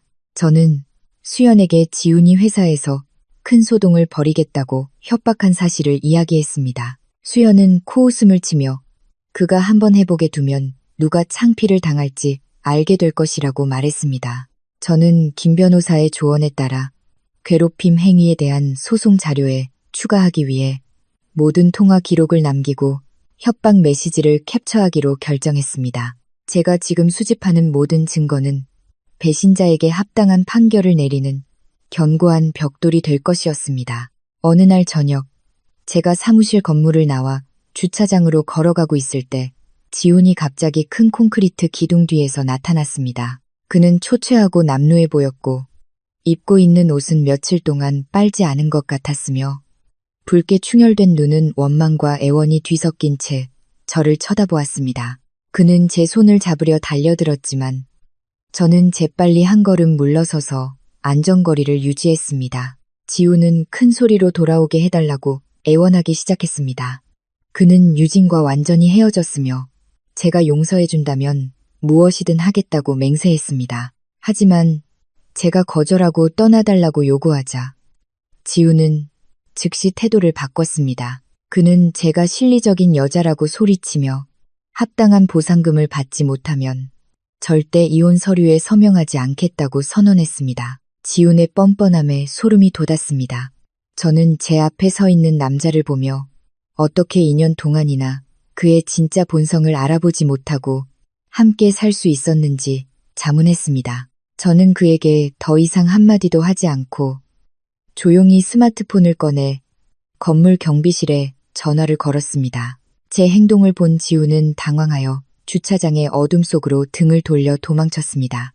그의 초라한 뒷모습이 사라지는 것을 보며 보이지 않는 안도감을 느꼈습니다. 배신자는 마침내 막다른 길에 몰려 가장 추악한 구석을 모두 드러냈습니다. 저는 차에 타서 문을 굳게 잠그고 수연의 집으로 운전하기 전에 정신을 차리기 위해 심호흡을 했습니다. 서울의 밤은 화려하고 불빛으로 가득했지만 지금 제 마음은 진정한 평온함만을 갈망하고 있었습니다. 우리 부부의 이야기는 마침내 시골에 있는 시댁 식구들의 귀에까지 들어갔습니다. 어느 일요일 아침, 제가 수연과 함께 맑은 공기를 마시기 위해 한강변을 산책하고 있을 때 전화가 계속해서 울렸습니다. 화면에 시어머니의 이름이 뜨는 것을 보고 한숨을 쉬고는 모든 불확실함을 끝내기 위해 전화를 받기로 결심했습니다. 제가 막 전화를 받자마자 시어머니의 목소리는 다급함과 책망으로 가득 차 있었습니다. 그녀는 지훈에게서 모든 이야기를 들었다고 말했습니다. 그녀는 아들이 그런 파렴치한 짓을 저지를 수 있다는 것을 믿지 않았고 제가 집을 차지할 구실을 만들기 위해 이를 부풀리고 있다고 생각했습니다. 시어머니는 옛날 방식의 낡은 논리로 저를 훈계하기 시작했습니다. 남자가 가끔 밖에서 바람을 피우는 것은 사회에서 흔한 일이라며 아내라면 가정을 지키고 이웃의 흉을 보지 않도록 인내하고 관용을 베풀 줄 알아야 한다고 말했습니다. 그녀는 제가 그날 밤 지훈을 집에서 쫓아내 친구 집에서 떠돌게 만든 것이 너무 매정하다고 비난했습니다. 이 말을 듣자 마음속에서 씁쓸한 실소가 터져 나왔습니다. 저는 차분하게 물었습니다. 만약 지훈이 정말로 가정을 소중히 여겼다면 왜 결혼식 날 시어머니께서 직접 사주신 바로 그 침대에 내연녀를 데려와 눕힐 만큼 무정했을까요? 제가 만약 시어머니의 입장이었다면 그 뻔뻔한 배신을 미소로 받아들일 수 있었을까요? 전화기 저편은 한동안 침묵했고 이윽고 시어머니는 흐느끼기 시작했습니다. 그녀는 지훈이 유일한 아들이라고 말했습니다. 이제 그가 직장도 집도 없으니 어떻게 살아야 할지 막막하다고 했습니다. 그녀는 지금까지의 시어머니와 며느리 사이의 정을 생각해서라도 지훈에게 한 번 더 기회를 달라고 애원했습니다. 그녀는 직접 서울로 올라와 아들을 다시 가르치고 양가 가족 앞에서 무릎 꿇고 제게 사과하게 하겠다고 약속했습니다. 죄를 덮기 위해 가족의 정을 내세우는 것에 극도의 피로감을 느꼈습니다. 저는 시어머니에 대한 제 존경심은 여전하지만 저와 지훈의 결혼은 그가 저를 속이기 위해 카메라 플러그를 뽑은 순간 이미 끝났다고 분명히 말했습니다. 저는 이제 모든 일이 변호사를 통해 처리되고 있으며 법의 판결에 따를 것이라고 강조했습니다. 시어머니에게는 일이 법정에서 공개되어 그의 명예가 완전히 무너지기 전에 지훈이 마지막 남은 염치를 지켜 합의 이혼 서류에 서명하도록 설득하라고 말했습니다. 시어머니는 제가 변호사와 법원을 언급하자 즉시 태도를 바꿨습니다. 그녀는 제가 마음이 없고 돈만 아는 실리적인 여자라고 큰 소리로 욕하기 시작했습니다. 그녀는 시댁 식구들이 제가 그렇게 쉽게 목적을 달성하도록 내버려 두지 않겠다고 선언했습니다. 그녀의 모욕적인 말이 점점 심해지자 저는 조용히 전화를 끊었습니다. 수연은 옆에서 제 손을 잡고 제가 아주 올바르게 대처했다고 말했습니다. 시댁 식구들이 잘못된 편을 드는 것은 제 잘못이 아니며 저 또한 지훈의 이기적인 행동으로 인한 결과를 책임질 의무가 없다고 했습니다. 할 말을 다 하고 나니 큰 심리적 부담이 덜어지는 것을 느꼈습니다. 관용은 결코 유약함과 동일시되어서는 안 됩니다. 저는 보리를 품에 안고 유유히 흐르는 한강물을 바라보며 이 마지막 장애물들을 넘기 위해 정말로 강해져야 한다고 다짐했습니다. 새로운 삶이 제 앞에 기다리고 있었고 그곳에는 더 이상 거짓과 가족이라는 이름의 이기심이 설 자리가 없었습니다. 본업으로 돌아가는 것이 제 영혼을 위한 최고의 치료제였습니다. 이때 제 상사인 능력 있고 세련된 여성분은 제 사생활에 대해 깊이 묻지 않고 대신 회사의 매우 중요한 유통 시스템 재구축 프로젝트를 맡기셨습니다. 이것은 제가 지금까지 맡았던 것 중 가장 큰 규모의 프로젝트로 고도의 집중력과 예리한 결단력을 요구했습니다. 저는 불타는 열정으로 일에 뛰어들었고 하루의 대부분을 시장 데이터 연구, 전략적 파트너 미팅, 그리고 새로운 운영 방안 구축에 할애했습니다. 숫자와 전략을 주도하는 느낌은 제게 본래의 자신감을 되찾게 해주었습니다. 저는 제 자신의 가치가 성공적인 결혼이나 실패에 있는 것이 아니라 수년간 갈고 닦은 능력과 역량에 있다는 것을 깨달았습니다. 동료들은 회의에서 다시금 결단력 있고 예리하며 에너지 넘치는 저의 모습을 보기 시작했습니다. 더 이상 지훈의 괴롭힘 전화 때문에 어두운 얼굴이나 피곤한 눈을 하고 있지 않았습니다. 대신 저는 항상 가장 단정한 모습과 전문적인 태도로 나타나 모두의 존경을 받았습니다.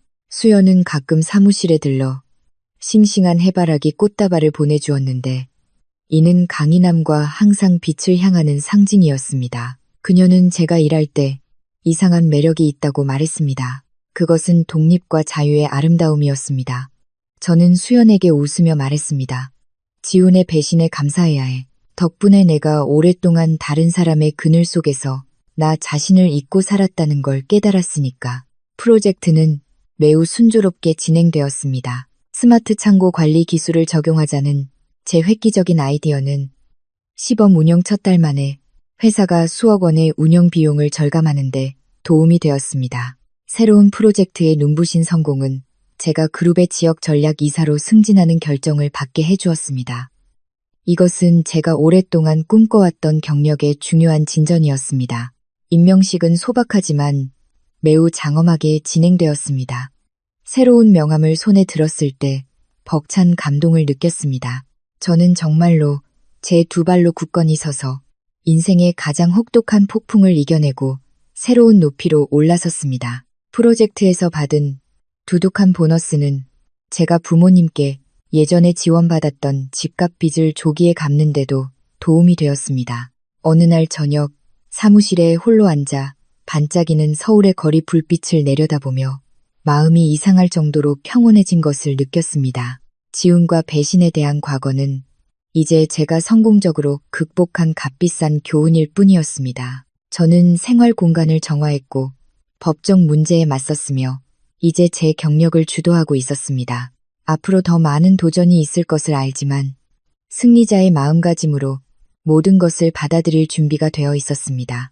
저는 수연에게 문자를 보내 오늘 밤 이 성공을 축하하기 위해 저녁을 먹자고 약속했습니다. 제 인생은 이제야 가장 빛나는 새로운 장을 시작하고 있었습니다.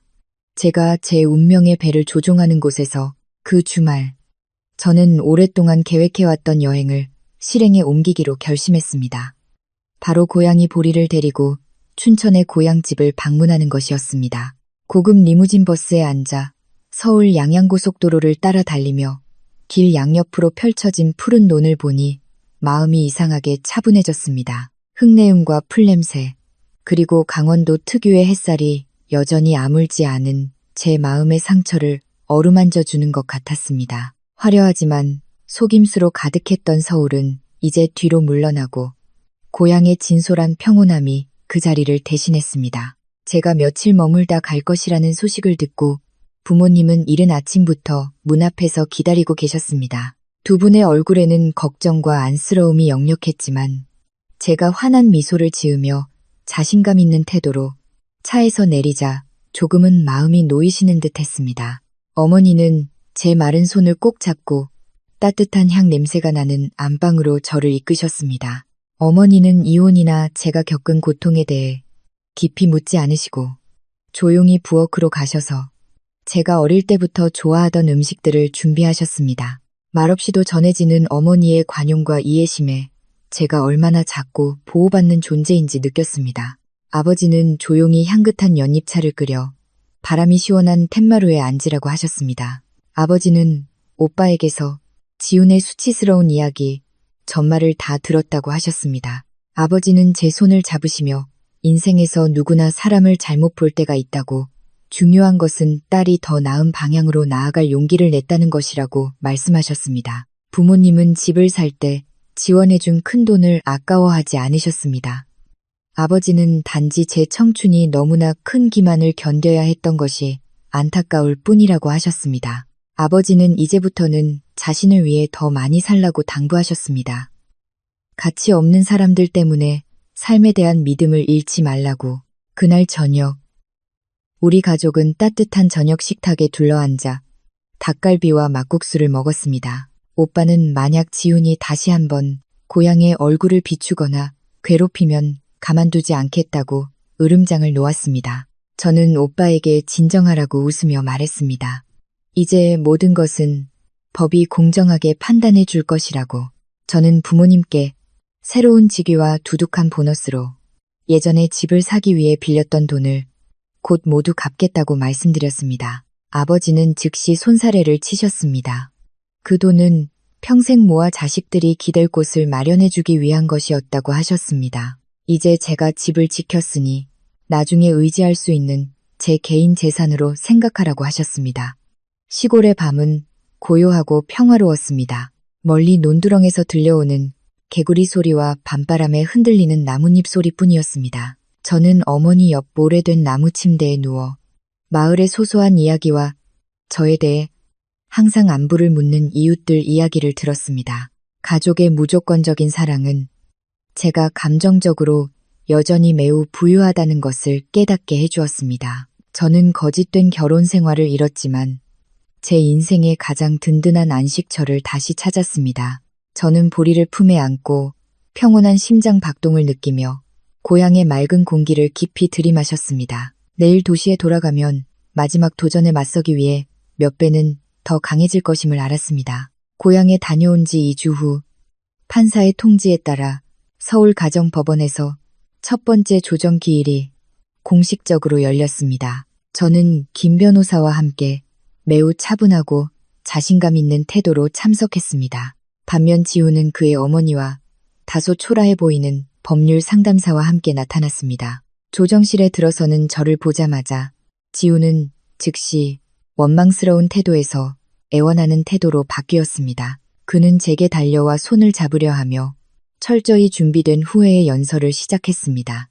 그는 자신의 심각한 잘못을 깨달았고 가정이 가장 소중한 것이라며 바로잡을 마지막 기회를 달라고 울며 애원했습니다. 시어머니도 즉시 거들었습니다.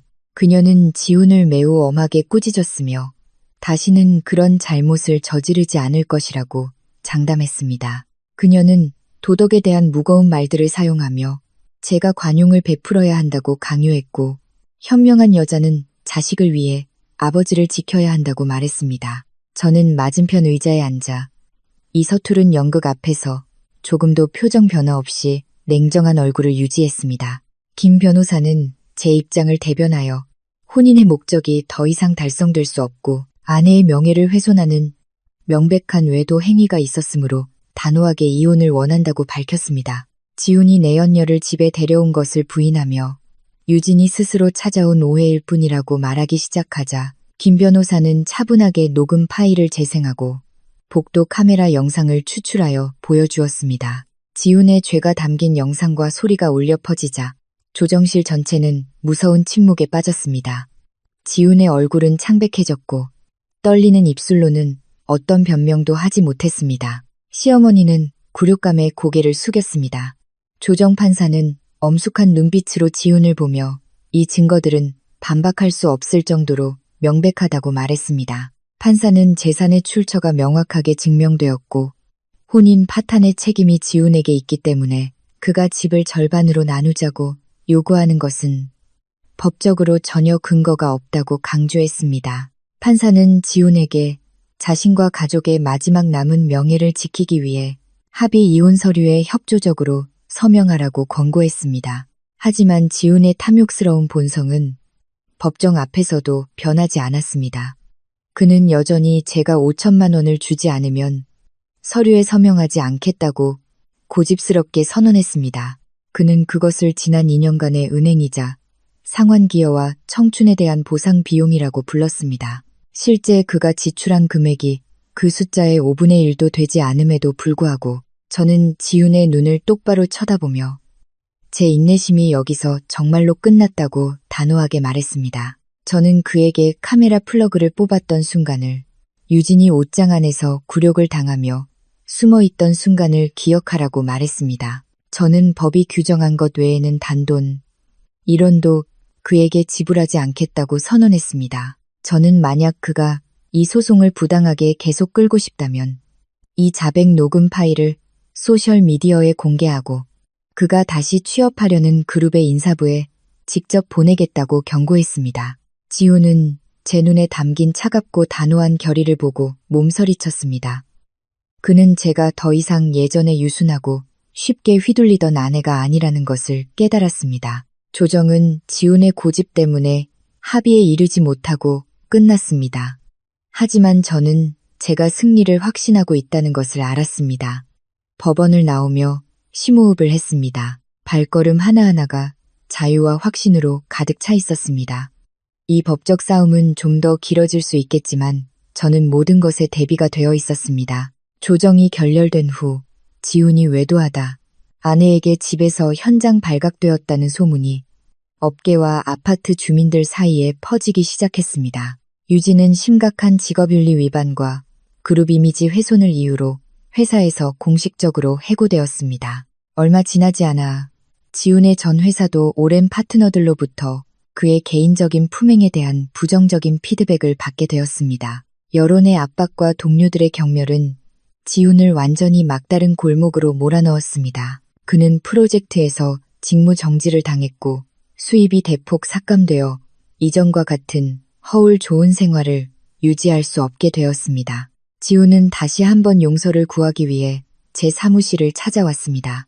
하지만 이번에는 제 요청에 따라 건물 경비팀이 로비에서부터 그를 막았습니다. 비서가 그가 정문 밖에서 소리치고 있다고 보고했을 때 저는 살짝 미소 짓고는 책상 위의 전략 보고서에 계속 집중했습니다. 배신자는 이제 자신이 뿌린 기만의 씨앗에서 싹튼 쓰디쓴 결과를 맛보고 있었습니다. 수연으로부터 유진이 해고된 직후 지훈과의 모든 연락을 끊었다는 소식을 들었습니다. 그녀는 심지어 지방에서 다른 직장을 구하기 위해 모든 잘못을 그의 탓으로 돌렸다고 합니다. 거짓 위에 세워진 죄악의 동맹은 개인의 이익이 위협받자 빠르게 무너졌습니다. 시어머니는 다시 여러 번 전화를 걸어왔습니다. 하지만 이번에는 이전처럼 큰 소리치거나 훈계하는 목소리가 아니라 신음과 애원이 가득했습니다. 그녀는 지훈이 좁은 원룸에 틀어박혀 먹지도 마시지도 않고 정신적으로 완전히 무너진 것 같다고 말했습니다. 그녀는 제가 너무 매정하게 굴어 아들을 막다른 길로 몰아넣었다고 비난했습니다. 저는 차분하게 대답했습니다. 모든 성인은 자신의 행동과 선택에 대해 절대적인 책임을 져야 한다고. 저는 지훈에게 체면을 지키며 떠날 기회를 주었지만 그는 탐욕과 배신으로 저를 대하는 것을 선택했습니다. 저는 시어머니에게 제 사생활을 존중하고 더 이상 전화로 괴롭히지 말아달라고 요구했습니다. 제1은 재구축 프로젝트의 연이은 성공으로 매우 순조롭게 진행되었습니다. 저는 지역 전략 이사로서 첫 월급과 보너스를 받았는데 그 액수는 많은 사람이 꿈꿀 만한 숫자였습니다. 돈을 받은 후 가장 먼저 한 일은 시골에 계신 부모님께 큰 금액을 보내 빚의 일부를 갚는 것이었습니다. 부모님은 처음에는 완강히 거절하셨지만 이것이 제 정당한 노동의 결실로 효도하는 제 자부심이라고 설득했습니다. 저는 또한 강남 아파트의 침실 가구를 제 취향에 맞는 고급 제품으로 모두 교체했습니다. 완전히 새롭고 새나무 향기가 나는 공간에 서 있을 때 절대적인 평온함을 느꼈습니다. 배신에 대한 어두운 과거는 정말로 기억의 한 구석으로 멀리 밀려났고 제 앞에 활짝 열린 밝은 미래에 자리를 내주었습니다. 저는 자신에게 더 많은 시간을 할애했고 규칙적으로 운동을 하고 커뮤니티 활동에 참여했습니다. 자신을 사랑하고 소중히 여길 줄 알게 되자 주변 세상도 훨씬 더 아름답고 살기 좋은 곳이 되었습니다. 지우는 이제 제게 신뢰에 대한 값비싼 교훈일 뿐이었고 단호하게 닫힌 낡은 장이었습니다. 저는 보리를 안고 발코니에 서서 화려하게 불이 켜지기 시작하는 서울을 바라보며 앞으로 다가올 모든 좋은 것들을 받을 자격이 있다고 다짐했습니다. 저와 지훈 사이의 이혼 소송에 대한 공식적인 재판일이 되었습니다. 갑작스러운 소나기 뒤 서울의 하늘은 이상할 정도로 맑고 상쾌해졌습니다. 저는 매우 자신감 있고 평온한 마음으로 서울 가정법원 재판정에 들어섰습니다. 제 옆에는 꼼꼼하게 준비된 명백한 증거 서류를 든 김 변호사가 있었습니다. 지우는 알아보기 힘들 정도로 초췌한 모습으로 나타났습니다. 그의 얼굴은 야위었고 잠을 못 자 눈 밑은 검게 그늘졌으며 예전의 위풍당당한 남자의 기세는 조금도 남아있지 않았습니다. 재판은 지훈의 외도 증거가 반박할 수 없었기 때문에 상당히 신속하고 엄숙하게 진행되었습니다. 김 변호사는 지훈이 집에서 부정한 행위를 저지르기 위해 의도적으로 가정 감시 시스템을 차단한 과실에 대해 명료하게 진술했습니다. 재판부 앞에서 공개된 영상, 복도 카메라, 그리고 자백 녹음은 지훈이 더 이상 어떤 변명도 할 수 없게 만들었습니다. 재산 분할에 관해서는 제 변호사가 집이 혼인 전 친정 부모님의 자금 지원과 제 합법적인 개인 소득으로 형성되었음을 증명하는 모든 은행 서류를 제공했습니다. 지훈이 집을 절반으로 나누자고 요구하는 것은 혼인 기간 중에 고유 재산에 관한 법규에 비추어 볼 때 완전히 비합리적이고 위배되는 것이었습니다. 재판부는 심리 끝에 제 마음을 매우 가볍게 하는 최종 판결을 내렸습니다. 법원은 심각한 가정 불화와 남편 측의 과실을 이유로 제 일방적인 이혼 청구를 받아들였습니다. 재산에 관해서는 법원은 강남의 아파트가 제 고유 재산이라고 판결했습니다. 지우는 이 부동산에 대해 어떠한 소유권도 갖지 못했습니다. 법원은 또한 지훈이 그 기간 동안 공동 가계 자금을 내연녀를 위해 비슷한 금액을 개인적으로 사용했다고 판단하여 지훈의 1억 원 손해배상 요구를 기각했습니다. 지훈은 매달 이자를 갚는데 기여한 공로로 약간의 돈을 받게 되었지만 이 금액 또한 규정에 따라 제게 지급해야 할 정신적 피해 보상 의무금에서 일부 공제되었습니다. 주심 판사가 재판 종료를 선언했을 때 지친 제 영혼을 스쳐 지나가는 시원한 바람을 느꼈습니다. 귀중한 자유가 명백한 법적 판결로 공식적으로 제게 돌아왔습니다. 지우는 재판정을 나오며 외롭고 처참하게 패배한 모습으로 고개를 숙였습니다. 그의 어머니는 복도 밖에서 아들을 바라보며 붉어진 눈으로 안타까워했지만 더 이상 예전처럼 제 눈을 똑바로 쳐다보지 못했습니다. 저는 법원 정문을 향해 가벼운 발걸음으로 걸어갔습니다. 눈부신 정오의 햇살에 눈을 찡그려야 했지만 제 마음은 조용한 기쁨과 행복으로 빛나고 있었습니다. 김 변호사는 제게 악수를 청하며 축하했고 이것이 자신이 맡았던 혼인소송 중 가장 공정하고 합당한 결과 중 하나라고 말했습니다. 저는 그동안의 헌신과 뛰어난 전문성에 진심으로 감사했습니다. 수연은 법원 정문 밖에서 눈부신 해바라기 꽃다발을 들고 일찍부터 저를 기다리고 있었습니다. 그녀는 저를 꼭 껴안고 마침내 제가 기만의 수렁에서 완전히 벗어났다고 외쳤습니다. 우리는 이 중대한 사건을 축하하기 위해 함께 푸짐한 점심을 먹었습니다. 저는 항상 태양을 향하는 해바라기 꽃다발을 보며 이제부터 제 인생도 항상 그렇게 빛나고 따뜻하며 자유로울 것이라고 스스로에게 약속했습니다. 법원으로부터 공식적인 이혼 판결을 받은 그 운명적인 날로부터 1년이 흘렀습니다.